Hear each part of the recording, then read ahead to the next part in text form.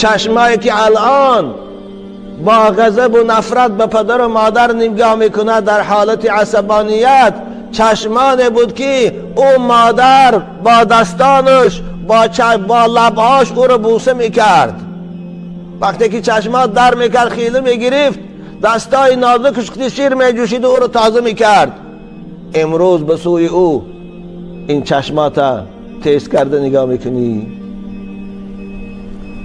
فلا تنهرهما، به سوی پدر و مادر درشتی نکن،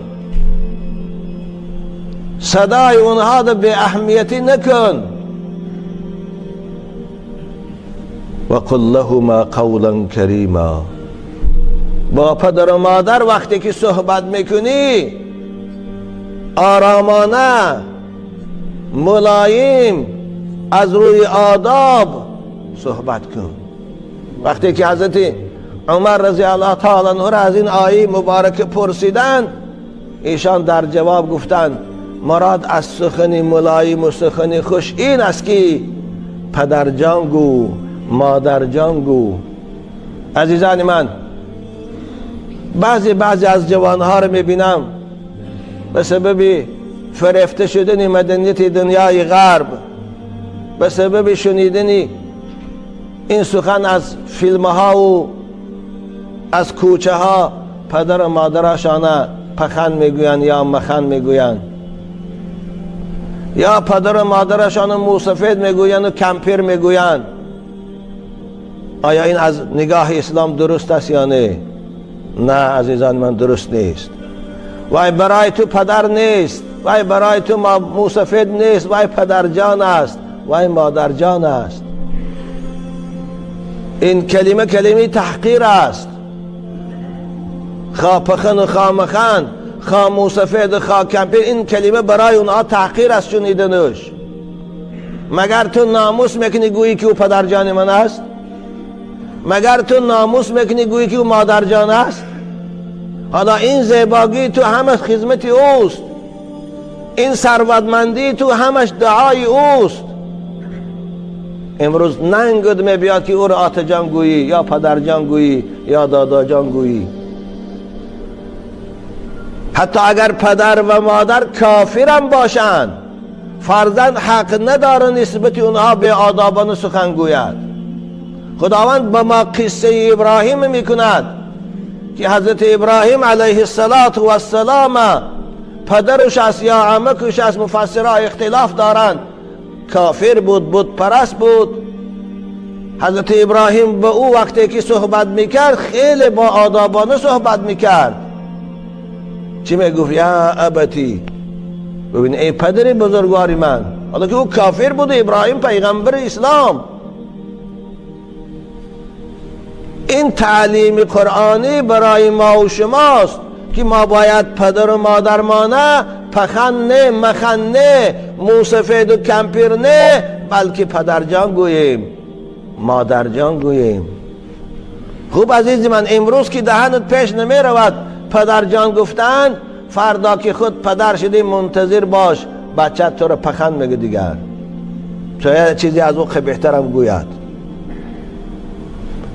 از مکافات عمل غافل مشو، گندم از گندم بروید جوز جو. بنابر خدا گو وقل لهما قولا کریما واخفض لهما جناح الذل من الرحمه. در نزد پدر و مادر بال تواضع پهن کن. وقتی که پدر و مادر از در میدارد پیش او راستا خیز. بچه های خوش رو، پدر و مادر خواه جوان است و خواه پیر، خواه منصبدار است و خواه بی منصب، خواه ملا است و خواه عوام، برای تو پدر است، برای تو مادر است، برای تو مقدس ترین انسان است. وقتی که از در می دراد پیش او راستا خیز. واخفض لهما جناح الذل، معناش همین است، یعنی در پیش پدر و مادر تکبری نکن، ثروتمند باشی دعوای پولداری نکن، پهلوان باشی دعوای پهلوانی نکن، در پیش پدر و مادر چون غلام در پیش مولاش باش، چون مسئولهای اداره در پیش راهبر ادارش چگونه با آداب می ایستد نمی جنبد مانند او باش. این از تعلیم خداوند. واخفض لهما جناح الذل. اما مع الاسف بسیاری بچه ها رو میدانم و میبینم پدر و مادرش اگر یگان آدمی کلان نباشد، کلانزاده نباشد، یگان دهقان عادی، یگان کارگر عادی باشد، براش قدری ندارد، از در مدرات پیش نمیخیزد، صدا میکند بچم گفته نگاهش نمیکند. همون روزی که زن گرفت خود کارگر شد و پلیاب، دیگر پدر و مادرش براش بیگانه حساب است، پرواشان ندارد. آیا عوض نیکی های پدر و مادر، مکافات خدمت های پدر و مادر عزیزان من همین است؟ آیا از این رفتار بی آدابانه ما خدا راضی می شود؟ نه، راضی نمی شود. بنابر خداوند ما و شما رو سپاری داد واخفض لهما جناح الذل من الرحمه وقل رب ارحمهما كما ربياني صغيرا. مفسرین کرام خیلی خوب میگویند اینجا خداوند خردسالی ما و شما رو یادرس کرد. ببین خدا چی گفت؟ وقل رب ارحمهما. همین قطعی اکتفا نکرد بلکه دوام دادش کما ربیانی صغیرا، به خاطر آنکه به یاد تو اندازد که عزیزی من جوانی زیبا و پهلوان، جوانی ثروتمند و منصبدار و نامدار، تو وقتش تو خرد بودی، تو شیرخواره بودی، تو ناتوان و ضعیف بودی، تو محتاج نوازش همین مادری که پیر بودی. الان دستاش پچوله است، رواش پچوله است، او تو رو نوازش میکرد، او تو رو پشتات میمالید، او تو رو لباسات هر روز 2-3 بار عوض میکرد، با این دستی ملایم و زیبای خود که غذا میخورد بدنی تو رو، نجاستای تو رو میشوست. فراموش کردی؟ خدا همونو میگوید کما ربیانی صغیرا، و الا حاجت نبود آوردنش اینجا برای آنکه ما رو بیاد بیاره که اول تو چگونه بودی، تو خرسال و ناتوان و طفل بودی، همین مادر و همین پدر تو رو به این مقام رسانید، به این کمالات رسانید. چگونه اونها در خردسالی غمی تو رو میخوردن، نسبت تو مهربان بودن، حتی اینکه دردی تو رو به خودشان قبول میکردن و تو رو نمیخواستن بیمار شوی. یا الله، وقتی که من میبینم فرزند بیمار بشه، مادر تا صبح خوابش نمیبره، بی‌طاقتی میکنه. اما اگر مادر بیمار شه و فرزند پروان ندارد، میره پیش زنش خواه میره، چه میدونه مادر چی حال داره. تاریخ شاهد است که پدر و مادر در غم فرزند کور شدند، اما یگان فرزند تاریخ شاهدی نمیدید که در غم پدرش یا مادرش کور شده باشه. کنی شما یه مثال بیاری؟ من برای شما مثال میبیارم حضرت یعقوب علیه السلام. وقتی که یوسف از دستشان رفت، وقتی که یوسف قریب 30 سال ناپدید شد، از گریه های زار، از گریه های غمانگیز برای یوسف چشمان یعقوب علی نبینا و علیه السلام سفید شد و بیضت عیناه من الحزن و هو کظیم. از گریه بسیار چشمش کور شد. اما کنی شاهدی بیاره که بچه را پدرش وفات کرد یا در محبس افتید، از گریه برای پدرش چشمش سفید شده باشه؟ بایزید بستامری حکایت میکنند وقتی که 30 سال بایزید برای طلب هدایت و برای طلب علم برآمدن در راه خدا رفتند با دعای مادر. 30 سال از بایزید خبری نبود. 30 سال. در این مدت 30 سال مادر پیر از غم بایزید شبها مناجات میکرد و در حق فرزندش دعا میکرد، آب دیده میکرد در دل شب. از بسیاری گریه او چشمان مادر سیاه سفید شد، چشماش کور شد.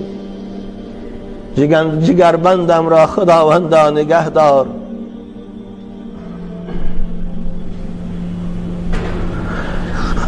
اما ما ندیدیم بچه یا دختر برای مادرش گریه کرده باشد و از گریه چشماش سفید شده باشد. به خاطر این خداوند ما و شما رو سپارش می‌دهد و قل رب ارحمهما کما ربیانی صغیرا. خدایا این پدر و مادر منه، اگر زنده باشن نگاهشان دار، عمری درازشان ته، هدایتشان کن اگر از غیر هدایت باشن. وقتی که بعضی بچه ها برای من روپرو میشن سلام میکنن و در چهرهشان سیمای صالحی است، با قلب محزون و چشمی پرآب میگوین حضرت ایشان در حق پدر مادر من دعا کن نماز خوان شود. چه جوانی با سعادت است. بنابراین جوان عزیز، آره ما دعا میکنیم، اما خدا خودت گفته است تو خود در حق پدر و مادر دعا کن، والله دعای تو از دعای من خوبتر اجابت میشود، زیرا خدا تو رو سپارش میدهد. و قل رب ارحمهما کما ربیانی صغیرا. خدایا پدر و مادر من نگه دار، عمر طولانی و با برکت. اگر گمراه باشن و به نماز، خدایا پدر و مادر من هدایت کن و اهل نماز کن.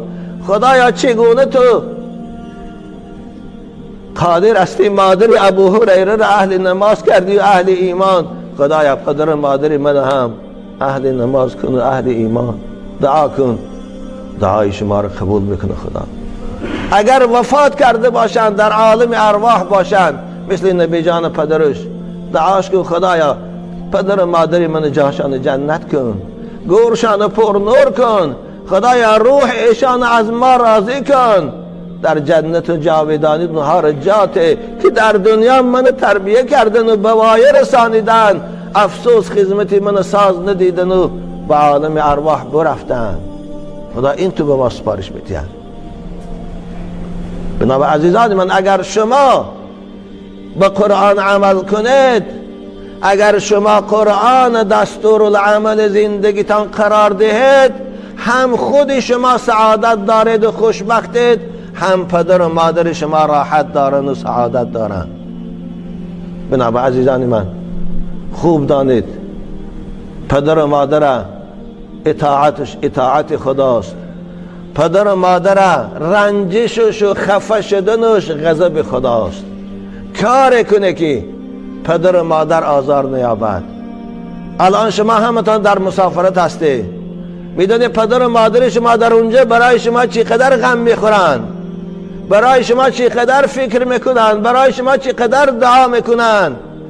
یا الله، وقتی که خبری مرگ جنازه در جای ما رفت، 3 روز مادر و پدرش بیچاره از گریه کور شدن. خدا هرگز این روز برای پدر و مادرای شما نبیارد.